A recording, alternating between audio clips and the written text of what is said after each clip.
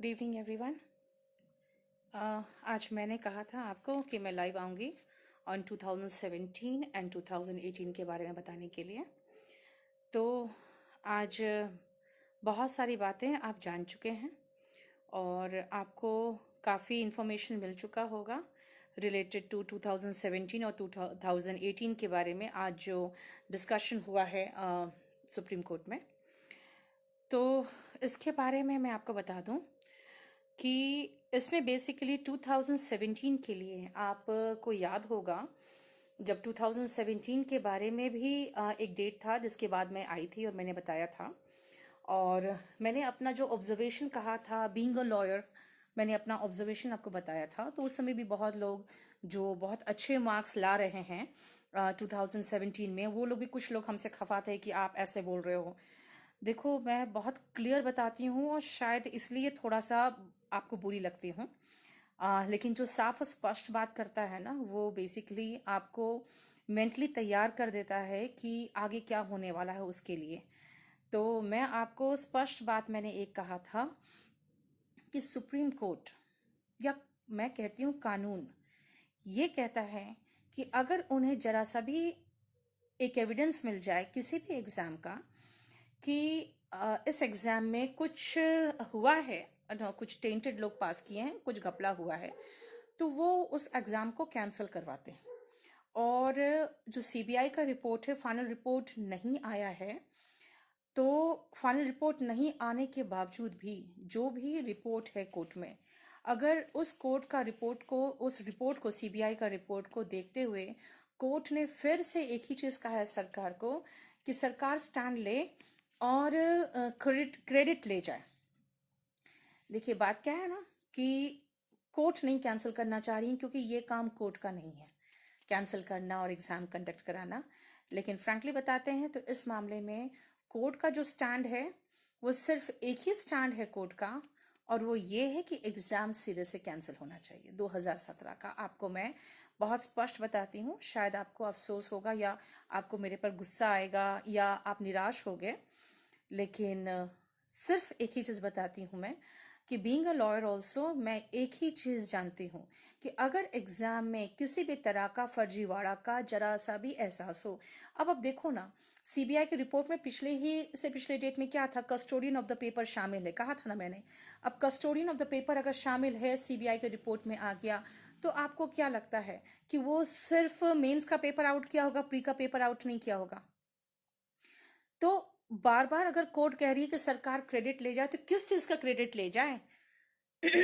मतलब आप जान लीजिए कि सरकार का यही है, मतलब कहना सुप्रीम कोर्ट का, कि सरकार को जब ये एविडेंस सीबीआई ने दिया है कि पेपर में घपला हुआ है, तो सरकार को ये स्टैंड लेना चाहिए। And for your kind information, इसमें सिर्फ एक ही एक्शन लिया जाता है और वो होता है कैंसलेशन ऑफ द पेपर। इसीलिए अब इसके अलावा तो मैं कुछ नहीं कहूंगी कि आगे सरकार का क्या स्टैंड होगा या सरकार क्या करेगी। लेकिन अगर सरकार स्टैंड नहीं लेगी तो सुप्रीम कोर्ट स्टैंड ले सकता है, और सुप्रीम कोर्ट का जो स्टैंड होता है वो हमेशा, चाहे जितने जजमेंट्स आज तक आए हुए हैं, आप सारा जजमेंट्स उठा के पढ़ लीजिए, ऐसे कंडीशन में सुप्रीम कोर्ट सिर्फ एक ही स्टैंड लेती है और वो होती है कैंसलेशन ऑफ द पेपर। अब आप कहोगे किसका? तो देखिए, मेंस का पेपर का तो ऑलरेडी जो स्टे लगा है, आपको बता दें, स्टे का मतलब यही है कि रिजल्ट रोक दिया गया है और वो इंतजार कर रही है सिर्फ गवर्नमेंट के डिसीजन लेने का। गवर्नमेंट डिसीजन नहीं लेगी तो सुप्रीम कोर्ट डिसीजन लेगा और वो कैंसिल होगा मेंस। दूसरी बात है, प्री की बात है। प्री की बात है तो प्री भी कैंसिल होने की पूरी संभावना है, क्योंकि कस्टोडियन ऑफ द पेपर शामिल है। जो प्री को नहीं छोड़ा होगा वो मेंस को अगर कर सकता है तो प्री को नहीं छोड़ा होगा। ठीक है। दूसरी बात है कि आपको एक चीज और बता दें कि जो सीपीओ एसआई 2016 ही था, जो मैंने एक पेज उसका फेसबुक पे डाल दिया था, जो पेपर आउट हो चुका था, और पेपर दोपहर का आउट था और सुबह मैंने 8:58 था कुछ, उस समय मैंने पेपर डाल दिया था वही पेपर दोपहर को आ गया था। उसके बाद एसएससी बैकफुट पे आके एसएससी ने उसे कैंसिल किया। उसी में एसएससी ने मेरा नाम क्राइम ब्रांच को दिया और मैं बहुत परेशान हुई हूँ उस केस में। उसके बाद मैंने कान पकड़े कि भाई मैं क्यों परेशान हूँ, अपने केसेस इतने हैं मेरे दुनिया भर के, मैं और कहाँ दौड़ती रहूंगी, और खासकर उन स्टूडेंट्स के लिए दौड़ते रहूं जो एक सेकंड नहीं लगाते हैं बोलने में कि मैडम गलत है और ये हुआ है, ठीक है। क्योंकि मैंने बहुत देख लिया अच्छी तरह से कि आपका साथ कोई नहीं देता अगर आप परेशानी में होते हो तो। मैंने CPO SI का जो पेपर मैंने फेसबुक पे डाला था, उसके बाद मैं बहुत परेशान हुई थी। और उसमें SSC ने बैकफुट पे SSC इसलिए आ गई थी क्योंकि उस समय ऑफलाइन पेपर था। उसके बाद देखो क्या हुआ, उसके बाद ऑनलाइन पेपर हुआ। ऑनलाइन पेपर जब होना शुरू हो गया तो जो कस्टोडियन ऑफ द पेपर है यानी कि सीफी जो था, सीफी ने कंप्लीट तरीके से क्या किया कि पेपर बनाने से लेकर क्वेश्चन सेट करने से लेकर सारा का सारा काम सीफी को दे दिया गया था। और सीफी अगर कस्टोडियन ऑफ द पेपर ही है, इसका मतलब जो पेपर बना रही है वो सीफी है। और अगर वो लिप्त है तो इसका मतलब मेंस ही खाली रिग्ड नहीं है, वो रिग्ड प्री भी होगा। इसलिए जहां तक मैं समझती हूँ अगर कैंसिल होगा तो पूरा होगा। अगर सुप्रीम कोर्ट अपने पे आ गई तो, और मैं बता दूं सुप्रीम कोर्ट हो या हाई कोर्ट हो, किसी के दबाव में कोई डिसीजन नहीं लेती है। आज आप देख चुके होंगे राम मंदिर के मामले में इतना हो हंगामा होने के बाद भी वो अपने अकॉर्डिंग काम कर रही है, क्योंकि कभी भी कोई कोर्ट इस चीज से डिसीजन नहीं लेती कि उसमें कितने लोग परेशान हो रहे हैं या क्या हो रहा है, वो अपने अनुसार डिसीजन लेती है। तो पहला चीज है कैंसलेशन। आपको कोई भी उतना खुल के नहीं कहेगा जो मैं कह रही हूं। मेंस वाले तो बी रेडी, एंड प्री वाले मोस्ट प्रोबेबली, क्योंकि जो जजमेंट है उसके अकॉर्डिंग मैं बात कर रही हूं। अब आती हूं मैं कि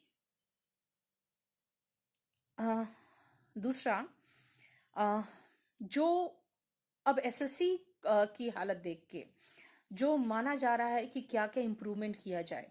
अब देखो इतने ज़्यादा टेक्नोलॉजी डेवलप हो गया है कि हम जो टेक savvy लोग नहीं हैं, हम लोग थोड़ा बहुत जानते हैं कि रिमोट एक्सेस कैसे होता है, और वो सब कुछ जानते हैं कि किस तरह से सेव किया जा सकता है या एक्सेस किया जा सकता है रिमोट तरीके से।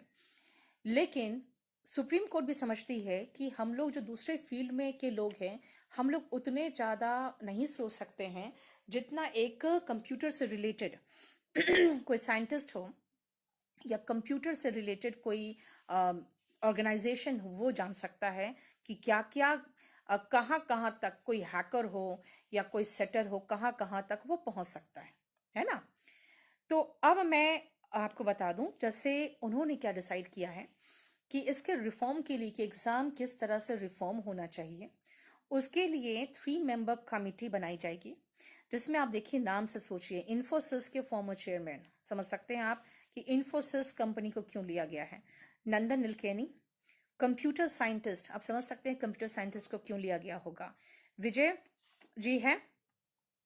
और इसके अलावा एक थर्ड पर्सन डिसाइड किया जाएगा, जो नेक्स्ट डेट ऑफ हियरिंग में ये लोग सजेस्ट करेंगे कि थर्ड पर्सन कौन रहना चाहिए। तो आप लोगों के चयन से ही समझ सकते हैं कि जो ऑनलाइन एग्जाम है उसको स्क्रैप करने का कोई इरादा सुप्रीम कोर्ट नहीं रख रही है। क्योंकि सुप्रीम कोर्ट इसलिए इसको इरादा नहीं रखती है क्योंकि उन्हें पता है कि टेक्नोलॉजी एडवांस हो रहा है, इसलिए ऑफलाइन एग्जाम का कोई मतलब नहीं बनता है। लेकिन उसको किस तरह से ये चीटिंग वालों से बिल्कुल कंप्लीटली चीटिंग प्रूफ बना दिया जा सके, उसकी कोशिश की जा रही है कोर्ट के द्वारा भी। और मुझे लगता है ये बहुत वेलकम स्टेप है, क्योंकि मैं आपको सीधा एक चीज़ छोटी सी बात बता दूं, अगर ये हो गया और रिफॉर्म्स हो गए और जिस तरह से TCS जिस तरह से कंडक्ट कराने के लिए जाना जाता है, ठीक है, तो आपको मैं बता दूं कि जो आपके कट ऑफ है 15 से 20 मार्क्स नीचे जा सकते हैं। तो आप समझ सकते हो कि कितना अच्छा होगा कि अगर हमारा ये जो इम्प्रूवमेंट है रिफॉर्म्स का, अगर वो लागू हो गया।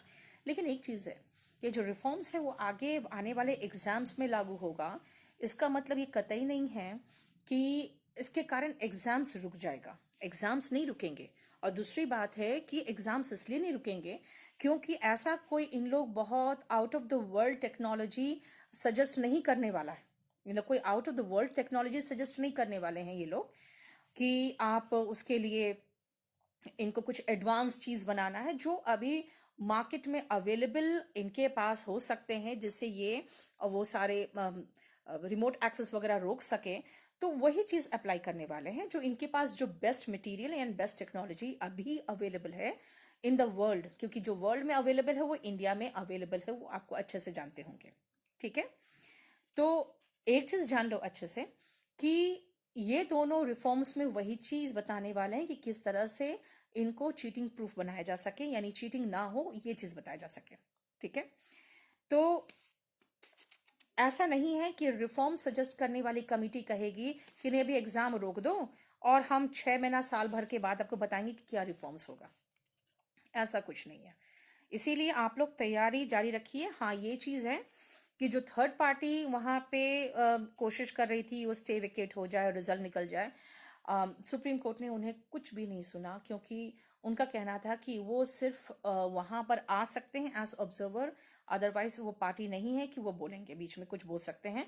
उनके वो स्टैंड ही नहीं करते वहाँ पे कहीं पर, तो इसलिए उनकी बातें नहीं सुनी जा रही है। और फाइनल रिपोर्ट भी कुछ सीबीआई का नहीं आया है, जितना इंटरिम रिपोर्ट है उसमें सीफी के खिलाफ काफ़ी अच्छा पुख्ता सबूत है, इसीलिए उसके बारे में आप निश्चिंत रहिए कि कहीं से भी एसएससी या सीफी अपने आप को बचा सकता है। सीएचएसएल के बारे में बात कर रहे हो बेटा, सीएचएसएल और सीजीएल दोनों का सेम फेट होगा। सीजीएल का 2017 का जो होगा वो सीएचएसएल का 2017 का भी होगा।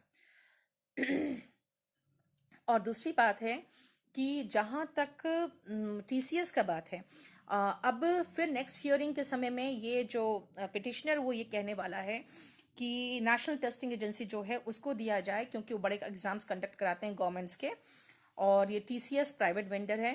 तो देखो बात क्या है कि इस मामले में क्या होगा क्या नहीं होगा मैं नहीं बता सकती, लेकिन जो एक कोर्ट के मामले में मैं बता सकती हूँ आपको कि कोर्ट का स्टैंड क्या होता है।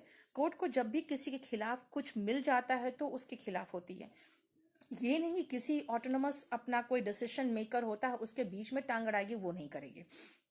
इसे सिर्फ इसीलिए हटा दिया जाएगा क्योंकि सीफी ने किया, इसलिए टीसीएस भी गलत हो सकता है क्योंकि दोनों प्राइवेट एजेंसी है, तो ऐसा नहीं कर सकते। हाँ, आप अगर नेक्स्ट डेट ऑफ हियरिंग में ये लोग अगर टीसीएस के खिलाफ कोई सबूत ले जाएंगे कि हाँ देखो यहाँ पर ऐसा हुआ था, तो कुछ हो सकता है। अभी हमारे पास नहीं लगता कि हमें टीसीएस के खिलाफ हमारे पास कोई सबूत है या किसी के पास कोई ऐसा सबूत है कि टीसीएस को भी रोक के एनटीए को लगाया जा सकता है, ऐसा कुछ नहीं है। इसीलिए गेट रेडी, नेक्स्ट एग्जाम जो है वो टीसीएस लेगी और उनके जो सेंटर्स होते हैं आईओएन वाले सेंटर्स उसमें लेगी, और इसीलिए कोई ऐसा प्राइवेट सेंटर्स नहीं होते हैं जहाँ पर ये सब हो सकता है। हाँ, ये है कि एसएससी इतना बड़ा एग्ज़ाम है कि लोग इसमें भी कुछ ना कुछ कोशिश कर सकते हैं, लेकिन मुझे लगता है टीसीएस अपने नाम के साथ खिलवाड़ होने नहीं दे सकती है।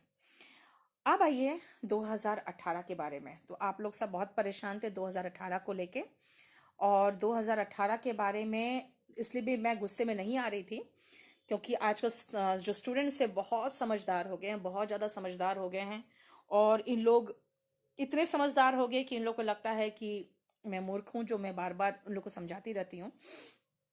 और फ्रैंकली बताती हूँ तो आप लोग सबसे पहले एक चीज़ देखिएगा कि जो मैं खबर दे रही हूँ मैं गलत खबर नहीं देती हूँ। हाँ, एक आध डेट्स ऊपर नीचे हो जाता है कई बार ऐसा, क्योंकि जब मैं डेट बता देती हूँ तो डेट चेंज करना कभी कुछ लोग अपने समझते हैं कि हाँ नीचा दिखाने के लिए, अदरवाइज जो डेट्स भी मैं बता रही हूँ वो भी डेट सही बता रही हूँ।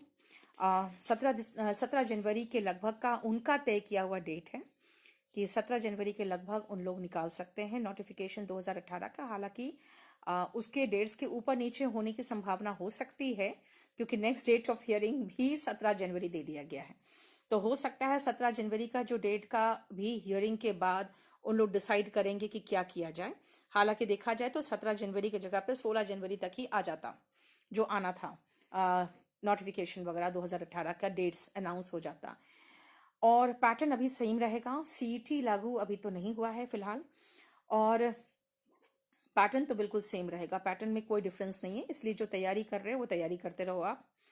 और दूसरी बात एक चीज़ और है, देखिए कोई इन्फॉर्मेशन कोई लीक करने वाली बात ही नहीं है। बेसिकली यहाँ पर बहुत आप लोग को लगता है कि मेरा कोई सेटिंग या कुछ, ऐसा कुछ नहीं है। सो बता देती हूँ आपको, ऑलमोस्ट न्यूज़पेपर्स में भी आ चुका है, आप जानते हो न्यूज़पेपर्स में भी आ चुका है। और न्यूज़पेपर्स में ये आ चुका है, तो लोग सबको पता है कि अराउंड मिड ऑफ जन में उनका नोटिफिकेशन आएगा एंड अराउंड अप्रैल में इन लोग कंडक्ट करने जा रहे हैं। हालांकि उस समय शायद आचार संहिता भी लागू होगा, लेकिन दैट विल नॉट इफेक्ट, क्योंकि ये कोई अनाउंसमेंट ऑफ न्यू वैकेंसीज नहीं है। अनाउंसमेंट ऑफ न्यू वैकेंसीज होता है तो उस समय कुछ ये सब प्रॉब्लम्स आते हैं, तो अनाउंसमेंट ऑफ न्यू वैकेंसीज नहीं है, ठीक है। और दूसरी बात है कि देखो, जो सीईटी के बारे में आप बात कर रहे हो ना, तो सीईटी के बारे में आज मैं क्या सुनूं। आपको बता दूं, सीईटी के बारे में हमने करीबन 1.5 साल पहले, शायद 1.5 साल पहले मैंने सीईटी के बारे में पूरा डिटेल बताया था आप लोगों को, ठीक है। मुझे अभी भी, अब मुझे याद भी नहीं है कि मैंने कितने पहले बात की थी। पहली बार जब सीईटी का एक छोटा सा लोगो अपीयर हुआ था ना एसएससी के साइट पे, उसी समय मैंने सीईटी के बारे में डिटेल डिस्कशन कर दिया था, इसीलिए उसके बारे में मुझे सुनने की भी जरूरत नहीं है फिलहाल। तो दूसरी बात है कि अप्रैल में हो सकता है, लेकिन आपको फ्रैंकली बताऊं कि अगर बाय चांस अप्रैल में हो सकता है, लेकिन अगर बाय चांस 2017 कैंसिल होगा, 2017 बाय चांस कैंसिल हुआ, तो एक और संभावना बनती है कि 2017 2018 को मर्ज करके कराया जाए, और तब फिर न्यू कैलेंडर जो अनाउंस होगा, तो उसमें हो सकता है अगस्त चला जाए एग्ज़ाम, अगर दोनों को मर्ज किया जाए गया तो। लेकिन दोनों को इसलिए भी मर्ज करने की संभावना इसलिए भी हो सकती है क्योंकि देखो, जो 2017 में बैठे हैं वही 2018 में बैठेंगे, तो फिर 2017 का जो रिजल्ट निकलेगा वो 2018 में भी लगभग वही स्टूडेंट पास हो जाएंगे, जिसकी तैयारी होती है ढंग से, बेटा वही पास करते हैं, तो वही same almost 50 to 70% result same हो जाएगा। तो फिर अगेन ये वो चुनेंगे, नहीं तो ये चुनेंगे, तो वैकेंसीज खराब होते हैं। तो ये सजेशन सरकार की तरफ से भी आता है कि दो वैकेंसी के बीच में या तो डिफरेंस रखिए या तो दोनों को मर्ज करके निकालिए, ताकि स्टूडेंट्स रिपीटेड ना हो। तो दो चीज़ें हैं, ध्यान रखो। जनवरी के मिड में 2018 आ जाएगा, और अगर ये 2017 का जो केस का डेट है, और वो डेट है भी आ गया ना 17 जनवरी, यही तो प्रॉब्लम हो गया ना। तो हो सकता है शाम तक, नहीं तो अगर इसमें कोई फैसला आ जाए तो फिर उसके बाद प्रॉब्लम हो सकता है, उसके बाद प्रॉब्लम हो सकता है। सेकेंडली, आज तक एसएससी ने कभी भी मर्ज नहीं किया है दो एग्जाम को, जैसे 2013-14 बिल्कुल एक के बाद एक एग्जाम हुआ था, तो उस समय मर्ज नहीं किया था। तो इस चीज से भी एसएससी बचने की कोशिश करती है। तो मोस्ट प्रोबेबली हो सकता है कि एसएससी 2017 अगर कोर्ट में लटकता रह गया, तो हो सकता है 2018 पहले कंडक्ट करा दे। और अभी तक जो हम लोग जान रहे हैं वो यही है कि जो टीसीएस के आयोन के जो सेंटर्स है वो अभी अप्रैल में खाली हैं, तो मोस्ट प्रोबेबली अप्रैल मई के लगभग ये एग्ज़ाम कंडक्ट करा सकते हैं आपका एसएससी 2018 का। बाकी इतना ही हमारे पास इंफॉर्मेशन है आपके लिए। अगर कुछ पूछना चाहते हो तो बताओ। सीपीयू 2000 की वैकेंसी नहीं, ऐसा कुछ नहीं है कि कोई मर्ज नहीं होगा। रिजर्वेशन के बारे में मैं क्या डिस्कस करूं यार, रिजर्वेशन के बारे में रिजर्वेशन का फेवर करो तो भी जूते खाओ, या अपोज करो तो भी जूते खाओ। लेकिन ये इसमें मामले में तो कोर्ट में केस जा चुका है। रिजर्वेशन के मामले में अब कोर्ट ही डिसाइड करेगी। हालांकि कोर्ट ने 50% का कैप लगाया था, और आपको पता ही है कि किस तरह से उसको तमिलनाडु में इस चीज़ पर डिफीट करके 69% रिजर्वेशन आज तक कायम है। जबकि उस समय हम लोग को लगा था कि यार ये तो बिल्कुल एक ही डेट में सुप्रीम कोर्ट स्ट्राइक डाउन कर देगी, लेकिन शेड्यूल 9 में डाल के वो लोग अभी तक कंटिन्यू किए हैं, तो इसलिए हो सकता है ये भी रहे। और बताइए। देखिए, मैं आपको एक चीज़ बता दूं, आप लिखे ना, please don't let it happen. कभी भी कोर्ट किसी का नहीं सुनती, चाहे आप जितना दंगा मचा लीजिए, चाहे कुछ कर लीजिए। इसलिए मैं कह रही हूँ कि कोर्ट जो करेगी वो एक, कहते हैं ना कि परमानेंट सॉल्यूशन निकाल के छोड़ती है। तो इसीलिए अब जिनके पैसे लगे हैं 20-20 लाख रुपए जिन्होंने दिया होगा, तो उनके तो चूने लग जाएंगे पूरे, तो आगे सोच समझ के करेगा नहीं ये सब काम। हाँ देखो, सुप्रीम कोर्ट में क्या था, कमिटी पर ही डिस्कशन हुआ। अरे मैं कहाँ बोल रही हूँ, सुप्रीम कोर्ट ने कहा है कैंसलेशन के लिए, लेकिन आपको मैं समझा रही हूँ कि सुप्रीम कोर्ट बार बार इस चीज को क्यों कह रही है कि सरकार स्टैंड ले, क्योंकि वो खुद स्टैंड लेने के मूड में नहीं है, वो नहीं चाहती है कि वो कोई डिसीजन ले। रिवाइज्ड बुक मेरी बाजार में 2000, ये इंग्लिश फॉर जनरल कंपटीशन जो है 2019 का रिवाइज्ड बुक 15 डेज के अंदर बाजार में आ जाएगा, जिसमें मैं 10 न्यू चैप्टर्स ऐड करके अब बुक को बिल्कुल अपडेट कर दिया है मैंने। अराउंड 10 न्यू चैप्टर्स अपडेट कर रही हूँ। और बताइए। देखिए मैं तो कह रही हूँ कि फ्रैंकली बताती हूँ कि लीगल प्रोसेस वगैरह कुछ नहीं होता। सबसे मेन चीज़ है कि 2017 का जहाँ तक है, जो मैं आपको फ्रैंकली बताती हूँ, जो उन लोग जिस जिस चीज़ पे विचार कर रहे हैं वो मैंने बता दिया आपको। वरना देखा जाए तो 2017 लटका रहेगा, अभी 2018 अप्रैल में हो सकता है। ये सबसे पहली संभावना है। और बताइए, और कोई क्वेश्चन पूछना है तो।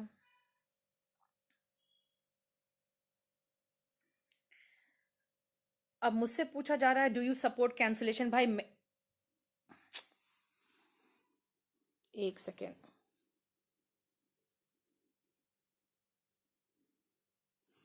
डू यू सपोर्ट कैंसिलेशन, तो देखो बात क्या है ना, मैं कैंसिलेशन सपोर्ट या ओपोज नहीं करती हूँ मैं कुछ भी। मेरा है कि कैंसिलेशन के बारे में मैं कुछ नहीं बता सकती हूँ, कि बेसिकली वो कोर्ट को डिसाइड करने दो। अगर सही होगा कैंसिलेशन करना तो वो करेंगे।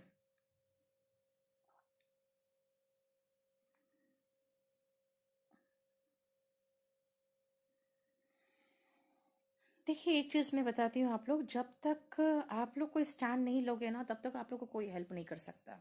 आप लोग फेसबुक, व्हाट्सएप, यूट्यूब में बहुत ज़्यादा एक्टिव रहते हो, लेकिन अपने फ्यूचर को लेके बस खाली फेसबुक व्हाट्सएप से आप लोग सोचोगे ना काम चला जाएगा, चल जाएगा, वो नहीं चलने वाला।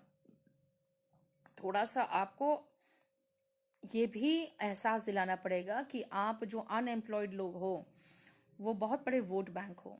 तो आप लोग वो चीज़ें हैं जो अ, नौकरी चाहिए आपको, तो आप लोग बोलोगे ना। आपकी तरफ से कोई क्यों बोलेगा और कितना बोलेगा भाई। अब आप लोग कह रहे हो कि आप बोलिए, मैं क्यों बोलूं। और दूसरी बात है, मैं अगर बोलूं भी तो आपको अच्छे से पता है कि मुझे बिजनेस करना ही है, तो भाई मैं एक लेवल तक ही आपका साथ दे सकती हूँ। देखिए आप चीट नहीं है, मैं जानती हूँ आप चीट नहीं किया आपने, लेकिन अगर उसमें 10 बच्चा भी चीट्स है तो, और उसके खिलाफ सबूत मिल गया है कि सीफी ने उनका गलत करवाया है, उनका सिलेक्शन करवाने के लिए रिमोट एक्सेस करवाया, तो सारा कैंसिल होगा।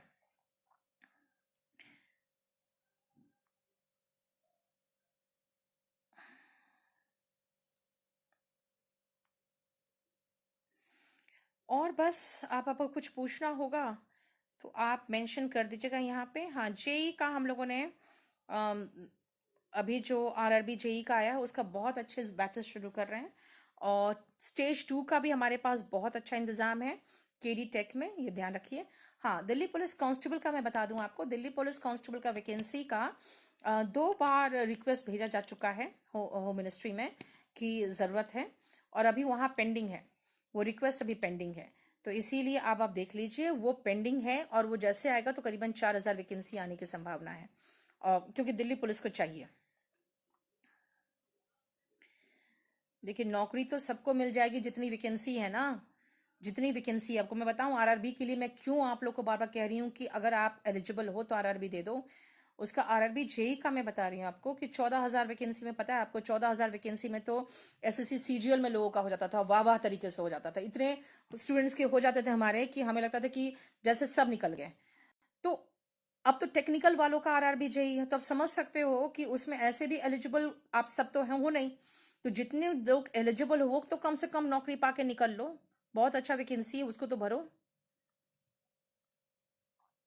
नरेशन वॉइस वाली बुक दोनों आ चुकी है, और एकदम अपडेटेड बुक आ गई है, नरेशन की और वॉइस की भी। गोपालपुर में भी है, मुखर्जी नगर में भी है, आप ऑनलाइन चाहो तो भी ऑर्डर कर सकते हो।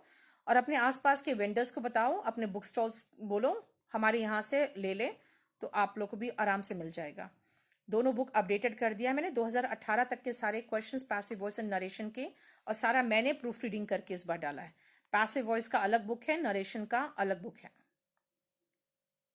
देखो, कोर्ट डिले नहीं करती, कोर्ट अपने तरीके से काम करती है। इतना हल्ला मचा दिन भर टीवी पे अयोध्या का विवाद लेके, अपने अपने अनुसार वो डेट्स दे रहे हैं ना। आप लोग को तो जल्दी डेट मिला है 17 तारीख का, तो फिर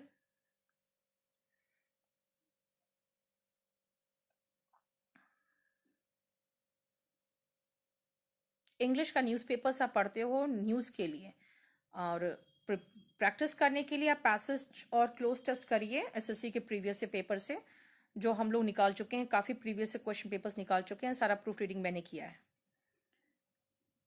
हाँ, ये 1000 डिटेक्टिंग एरर और 900 सेंटेंस इम्प्रूवमेंट का भी मैंने प्रूफ रीड करके नेक्स्ट निकाल दिया, जिसमें करेक्शंस करके मैंने ऑलमोस्ट सारे जितने एरर्स है सब रिमूव कर दिए। देखिए, मैं आपको फिर से कह रही हूँ, अगर आप बैठ के इंतज़ार करोगे, डेट आएगा तब एग्ज़ाम के लिए तैयारी करोगे, तो आपको बता दें, अब ये लोग डेट सिर्फ 2.5-3 महीने के अंतर पर ही नोटिफिकेशन निकालेंगे। 3 महीने के अंतर पर ही नोटिफिकेशन निकालेंगे। आपने देख लिया CPUSI का क्या हाल हुआ है। ठीक है, सिर्फ 2 महीने का क्रैश कोर्स ही हम चला पा रहे हैं, वरना कुछ नहीं कर पा रहे हैं। तो इसलिए कहते हैं कि पहले से तैयारी करिए, और ये आप सोचोगे बैठ के इंतज़ार करेंगे और जब डेट आएगा तब पढ़ेंगे, तो आपको सिर्फ 2.5 से 3 महीना मिलेगा उसके बाद, नोटिफिकेशन आने के बाद, डेट अनाउंस होने के बाद। तब आप कुछ नहीं कर पाओगे। कोई ऐसा हल्का फुल्का एग्ज़ाम नहीं है कि 3 महीने की तैयारी में आप कर लोगे। आप रेगुलर बेसिस पे पढ़ाई करिए। बस ठीक है, इतना ही काफ़ी है मुझे लगता है। Thank you so much.